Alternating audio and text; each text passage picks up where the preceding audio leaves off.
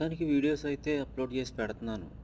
కానీ మన తెలుగోళ్ళు చూస్తున్నారో చూడట్లేదో తెలుస్తలేదు. మన తెలుగోళ్ళు ఎవరైనా చూస్తే లైక్ చేసి షేర్ చేయండి అబ్బా!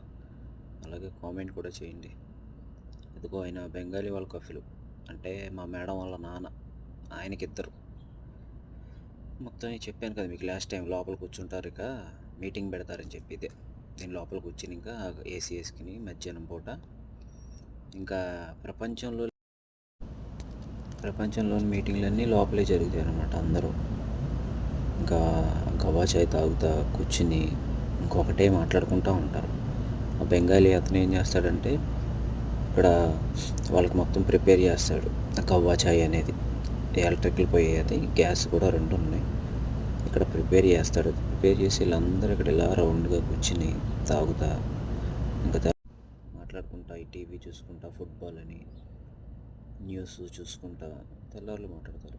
ఇంకా తర్వాత చిన్న బయటికి వెళ్దాం అనుకుంటే కుదరలేదు ఎటు వెళ్ళడానికి. వాళ్ళు మళ్ళీ నైట్ తీయాల్సి వచ్చిన వీడియో పార్కుకి తీసుకెళ్ళింది మా మేడం పిల్లల్ని.